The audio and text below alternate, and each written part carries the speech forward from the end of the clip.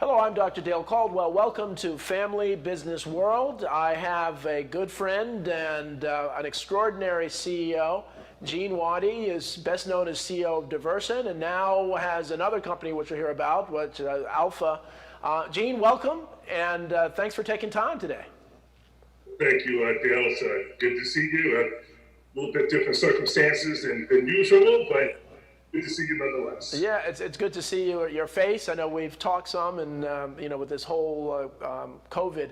Now, tell me about your two businesses. And so you are, really record-breaking with Diversant, and I know with Alpha you're starting to do some great things. So tell me about the businesses. How did they get started, and what's going on? Great. So Diversant is our IT staffing company, and co-founded that in 2005 with my partner John. We grew that business just about $200 million as of last year's numbers. Nice. Since life wasn't complicated enough, I had to spin off a second business, which is Alpha Business Solutions, which is a payroll company. Okay. And that is running well, and we're adding clients even in the midst of COVID-19. Really? We're still adding new accounts. So it's been a great journey, 16 years now. And Dale, you know the story. It all started because I ended up getting downsized from a company, shall remain nameless, 16 years ago. And I started out of necessity, and Well, so that's what we'll start there, and I want to hear more about your. I know you're, as you know, I'm a professor and executive director of the Fairleigh Dickinson University Rothman Institute of Innovation and Entrepreneurship. You are one of the stellar alums of Fairleigh Dickinson University. We'll get to that, but I think it's important now, especially when people are dealing with downsizing. They're dealing with their businesses stopped. You're in a crisis. You're stressed. What do? You're a family business. You're an individual. You got out of it and created something extraordinary. What advice do you have for those people that are where you were when you were downsized? well, I would say is don't panic because you can't make good logical decisions, whether personally or professionally, when you're in panic mode. Right. That's the first thing. The second piece of advice I would give is to look at change, disruption, as an opportunity. When things change, oftentimes opportunities come in its wake. Right. So I on this, whether they're family businesses, startups, large businesses, go on off. Go on off it, because the majority of competitors might be in panic mode. They may be defending, they may be going in defensive posture. Right. I look at this as an opportunity to go on off. Right. Put your foot on the gas, get more business, and continue to grow through this turmoil. That is really that's powerful advice. And I know I had created and wrote a couple articles about what I call a self-reflection map, where people really need to, and you have a panic zone, and then kind of awareness of your panic, and then success zone. And we've got to do that check-in of ourselves and family. Because an example I give, and you model it, is on the airplane when they say put on the gas mask if the air goes down, put it on yourself first and then everybody else. Well, you're a business owner. You've got to be able to breathe before you can save your business. So let's hear a little more about Gene. So you went to Fairleigh Dickinson University. What did you major in? So I was an engineer, believe it or not, and mechanical engineering, and at Teaneck campus, which is now called the Metro campus. Metro. But so engineer, and I suffered through 4 or 5 years, and here I am. Well, and again, now how has that? Because I teach family business management at Fairleigh Dickinson, so a number of my students watch. So what's the core? And especially now, because young people are trying to figure out what's going on in the fall. We've been online, we've been doing Zoom classes. So what are some of the biggest lessons you learned, and what's the biggest value of college to your success today? Well, college, I learned so much during Fairleigh Dickinson. part of it was due to the rigor of the engineering. And what that taught was tenacity. Tenacity. Never giving up. No matter how difficult the problem was to solve, you don't give up. Right. That was the first piece. You don't give up. The second takeaway in college was the engineering program taught me how to take large problems and break them down into more manageable pieces. Right. I do that today in business and in life. And if you take it outside the room, I learned during my college years, I learned to build networks and build relationships with people, not always like that they come from a different background, different socio political, they could be from somewhere halfway in the world. I look at all of my relationships as a culmination of that learning, from the time I was on campus to. So that college experience is all about classroom, but you also learn a lot outside the classroom. Right. Well, see, that's great insight. I know when I give a lot of leadership training lectures, and one of the assignments that I give folks is find somebody who you don't know or don't like and spend some time with them and understand who they are.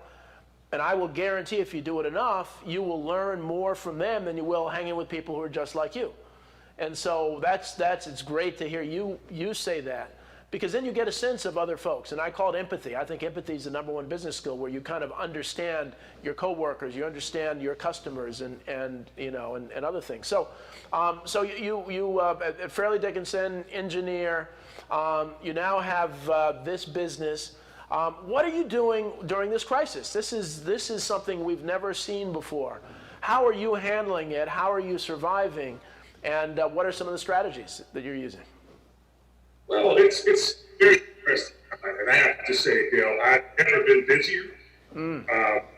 My payroll business is right now. Many of my new clients are in the education technology because of the prevalence now of virtual learning for classrooms, which you spoke about earlier. There is a whole technology infrastructure that one has to have if you're going to do virtual rooms effectively. Yeah. So that is driving right now in my business, and we are taking full advantage of it. So what I do every day is I tell myself today something fantastic going to happen, because we're surrounded by the doom and the gloom. Right. And so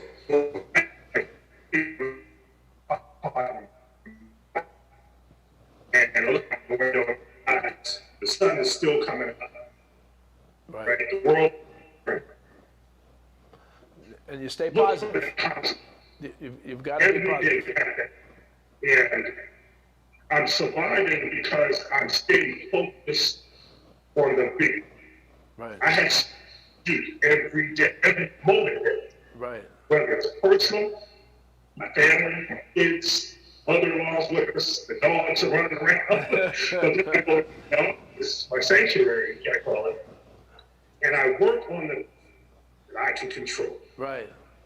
You feel much better, less stressed.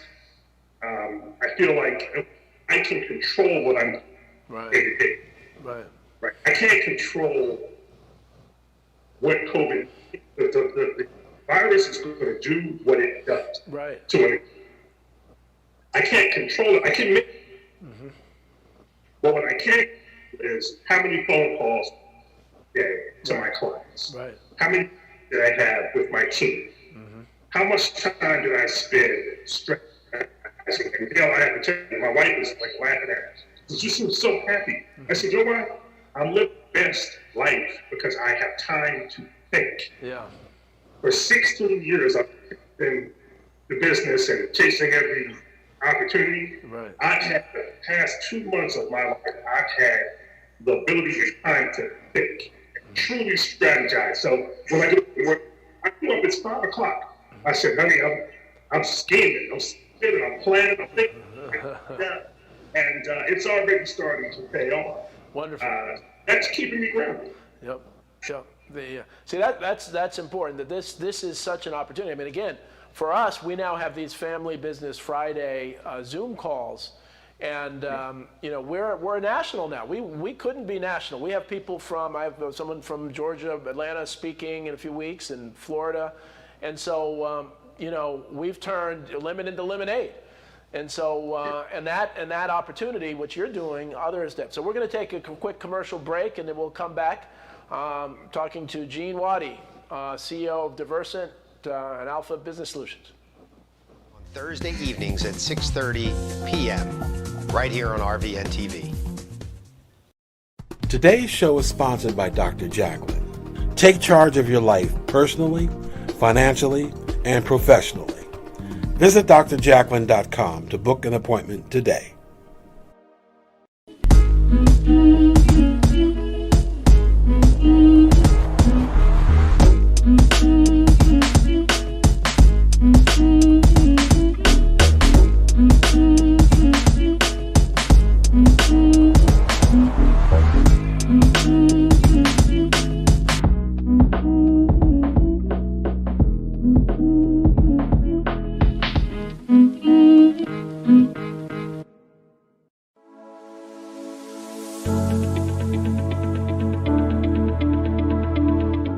The session that we had with BCAT was really entertaining and enlightening. We were able to put together some very specific steps that we as individuals can take, and it was really fun to all come together and see sort of where we're going as a team and how we can all get there together. We had a tremendous experience with the BCAT partners. One of the challenges that we have as an organization is to make sure that we have the right people in the right chairs doing the right thing. To do that well, you have to have synergy. You can try to dream up ways to make sure that your group does that, or you can rely on experts. We would recommend BCAT partners to anybody who's looking to take their organization to the next level.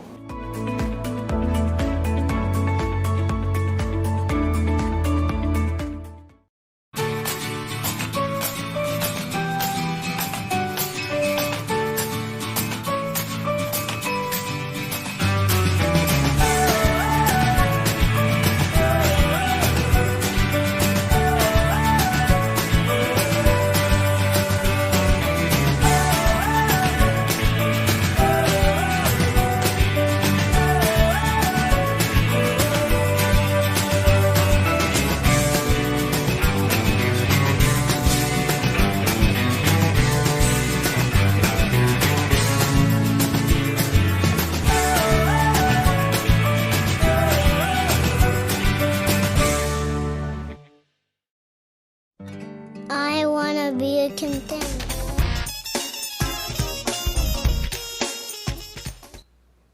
Welcome back. I'm Dr. Dale Caldwell, host of Family Business World, with Gene Waddy, who will tell us some more about his businesses. Gene, you've given some great advice on how to get through the pandemic and trials, but I know with Diversant, you really have a global reputation.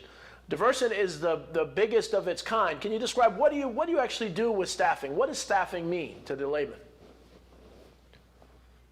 Well, so basically, Diversant is an IT staffing firm. We also focus on other areas of temporary labor as well.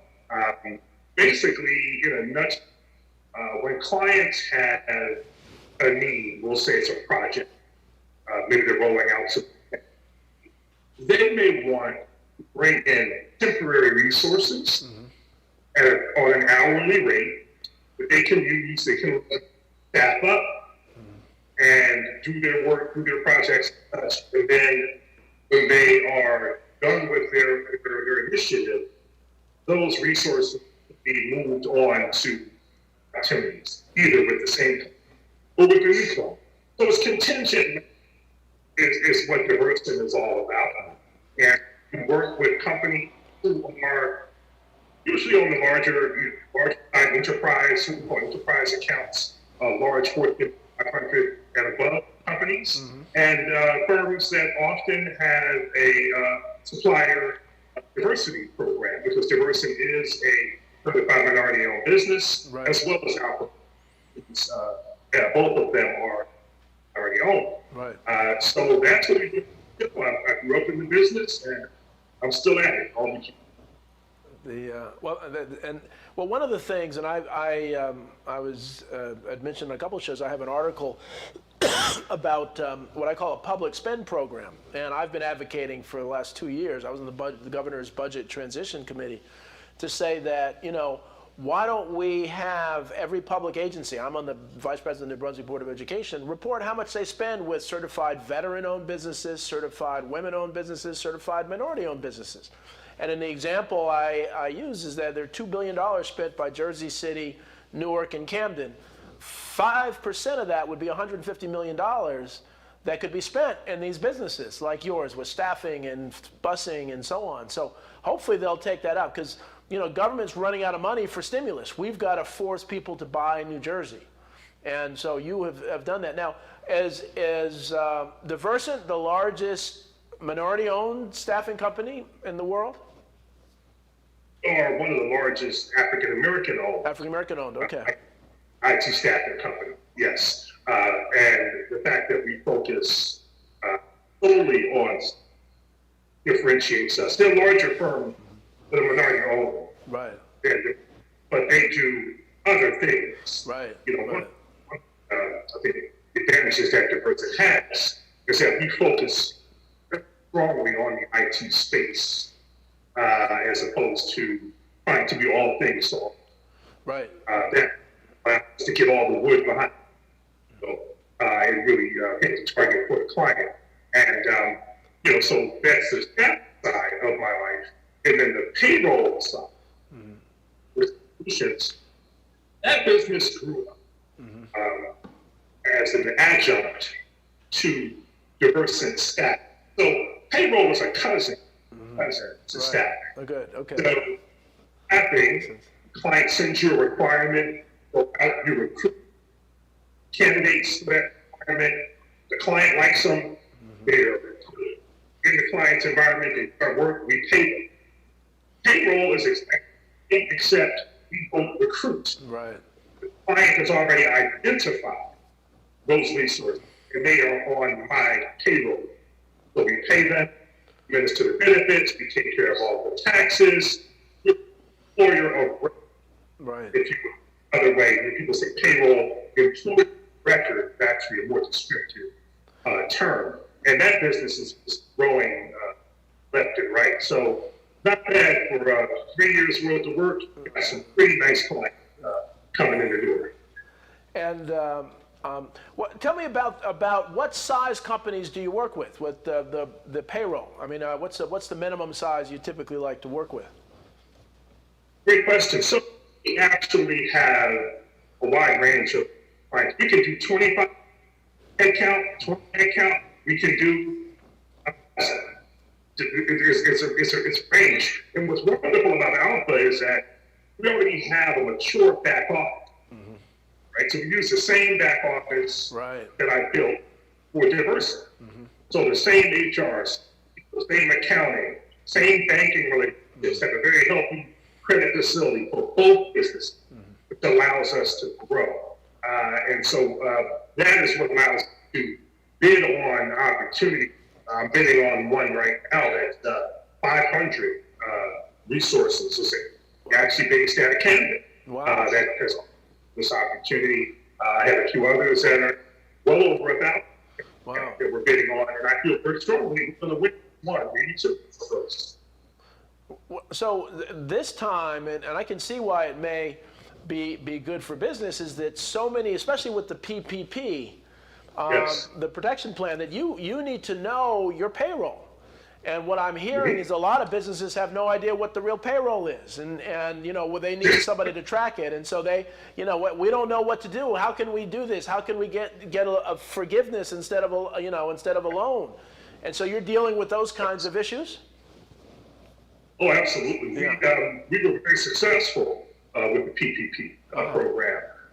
We see the benefit of having a strong office and very strong best practices is that when someone requires your financials, payroll information, we can get that information to them in minutes. Right, instantaneously.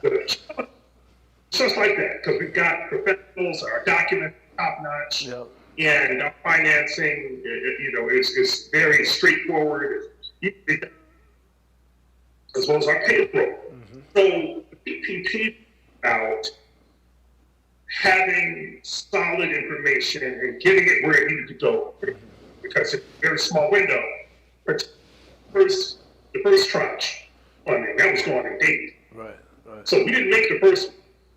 We got the second batch, and we did quite well.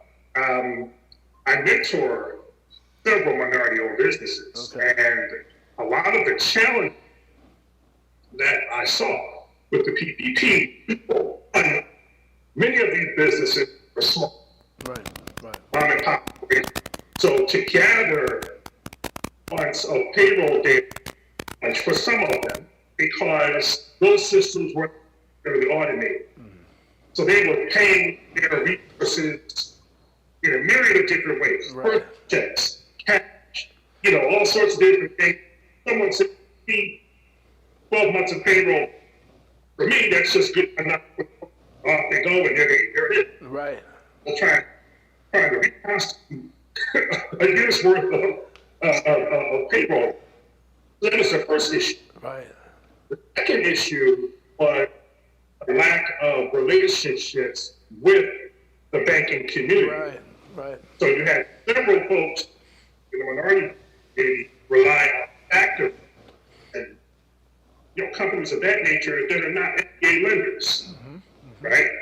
The other piece is that the bigger your payroll, the more interested the banks were becoming in giving. So again, it's small, necessarily having that level of support to be able to respond quickly, hurt a lot of our minority business owners, and left a lot of us, unfortunately, on the sidelines. But we were successful. Several other of my compatriots in the minority entrepreneur community get the funding. I sent them different, like the enterprise centers in New York, New Jersey, Philadelphia. Okay. I got people connected. So there were some that didn't make it first time, got it second. So it's a very interesting program. It's working well for us. We're going for 100% get there. But there are rules, and again, we're having a good financial department or an accountant involved can increase that. We'll get it. We'll forget it. But it's a fantastic opportunity, Dale. I mean, this is a once in a lifetime. Once in a lifetime. Really. You can get these. Right. $1 million. Yep. 1% interest. 6 months with no payment. Right. And if you spend 75% of it on payroll or other approved expenses, listen, we pay enough money to the government in taxes. This was our chance to get some of it back. Exactly. And also, in all seriousness, to do the right thing. Right. To keep our payrolls whole, keep our economy moving forward. So I think it hasn't been without hiccups. Yeah. But I, for one, feel like it's going to be the silver lining of this pandemic from a business perspective. Well, it's really proven that, for the first time, people realize this is a small family, independent business economy. This is where the jobs are, and that government and America is a small business economy, and hopefully we'll continue to see some changes. So we are, really nearing the end of time. These sessions always go by so quickly. But Gene Waddy, I want to thank you so very much. You are a real role model, You are doing amazing things, and so thank you for being on Family Business World.